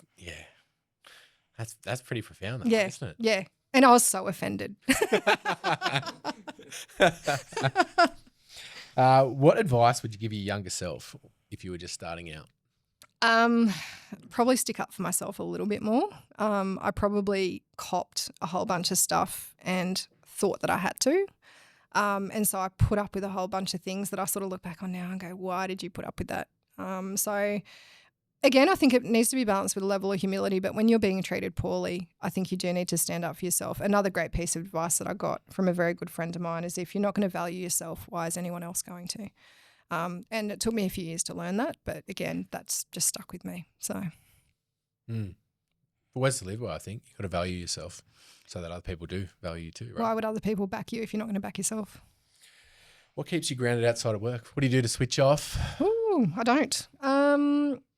I've been running pretty hard with a whole bunch of stuff for the past 5.5 years, and I know everyone throws the word burnout out there, but it's an actual thing, and I've come to realise that I've got it and I'm going through it at the moment. So since leaving Kane, I have been trying to take some time out in between these other things I'm doing with Build Like a Girl to sort of recognise that, hey, it's probably been a pretty intense 5.5 years. COVID, awards, businesses, charities, you name it. So I'm trying to teach myself to start doing things for me. My partner pointed out that in 5.5 years, I didn't have a holiday and I didn't do anything for me, just something for me. And so I then recognised that if I wasn't going to spend any time whatsoever on myself, that I wasn't going to be any good to anyone else. And that was kind of the first half of this year I really started to feel all of that. So hobbies for me is, hitting the beach with my dog. I'm getting back into surfing. I've had 2 knee replacements, but I'm starting surfing coaching so I can actually get confidence back and start doing that. I grew up in Wollongong. So I want to get that. Big on going to sporting matches and stuff and just, getting back to family and friends that I've neglected for the past few years too. So I've seen on your Insta you've just been away for a nice holiday and it looks, WA. Yeah. So I felt bad messaging you while you were away, by the way. No. Hey. Yeah, so the whale shark swimming that we did in Ingley Reef has been on my bucket list for 24 years. It's taken me 24 years to get there. Tick. So done. Done. Hell so I'm not real good at the kind of the extracurriculars, but there's some personal work I need to do there. Well, it's good you recognise that you're taking a bit of a step back because, again, that's another big trait of construction, right? We just go so hard, think about the job, that's it, and that's why I put this question in to ask everyone. Yep. What are you doing for yourself? Yeah. What are you? And most of us are like, oh, nothing. Yeah, that's right. That's right. Who's someone in construction or around construction that deserves a shout out or should come on the podcast next? Oh, so many. There's a few. It's hard. It's hard. Who's someone in your circles, though, Joe? There's so many. You already had a few. By You've the way, had Carly, Ash. everyone has mentioned you when I've asked that question. I reckon you need to speak to Caitlin Maggs, who's a comedian and also an electrician. She's, and she'll probably mention me, but she's just hilarious and just a fantastic person. Alison Myrams is a good one. If you can get her off the golf course because she has retired now. She's been my mentor since I was 23 years old and just probably, has sat in the commercial space. So she started Roberts Co. She was a regional construction director of Multiplex for many years. She was pretty much the battering ram and at the forefront of putting her head out of the trenches for women, I think has been just a trailblazer and is just such an interesting person. You could always get Uncle Jeff, but you'd have to bleep him out a fair bit, I reckon. So it's I think Caitlin would have to be next. Caitlin? Yeah. She, local and just a fabulous person. I reckon you'd have a lot of fun with her. And she's got a great story to tell as well about being a mum and navigating all that stuff as being a tradie. I'm excited. Yeah. She's great. And if you get along to one of her comedy shows as well, it is absolutely hilarious. Perfect. Yeah. I'm very excited about it. I've got to get the details off you. Yep. Now, where can people connect with Build Like a Girl? Yeah, so LinkedIn. So it's just Build Like a Girl. If you look us up, we're on LinkedIn, we're on Instagram. I hate Instagram. It's just, I think it's an age thing. I'm 46 and I just find it so hard. But we're on Facebook and website, so you can actually drop us a line, a contact form, and it hits the inbox if you've got questions, if you just want to reach out and say good day. It's really good. We have people who just drop us stuff and go, hey, how can we help? And so just anyway, just reach out, get in touch. Most recently I've had quite a few parents reach out saying, hey, my daughter wants to start a trade. Our school doesn't do ASBAs. How do we get into it? So anything like that. If you just need a hand, point you in the right direction, whatever the case may be. If you want to give a girl a go. Yep. If you're a business or an organisation and you've got an opening and you think that it's going to work, then absolutely reach out, because we do have a lot of young women at the moment who are seeking work. And we do know it's a hard financial time for us all across the industry, but we need to get them in the door. Sounds good. Now, can you leave us with a quote or motto you live by? I'm going to come back to if you're not going to value yourself, no one else is going to do it. And never, never let anyone tell you what you can or can't do. So go out there and just prove them wrong. Oh, yeah. Good words to live by. Yeah. Jo, thank you so much for your time. Thanks for joining me. I really enjoyed thank this. You, Zab. It's been awesome. I feel like we've only just scratched the surface. Oh, yeah. We needed some beers and we talk all afternoon. Poor Rose over there going, can we just stop? He normally nearly falls asleep. Yeah. All right, perfect. Thank you so much again. Perfect. Thank you.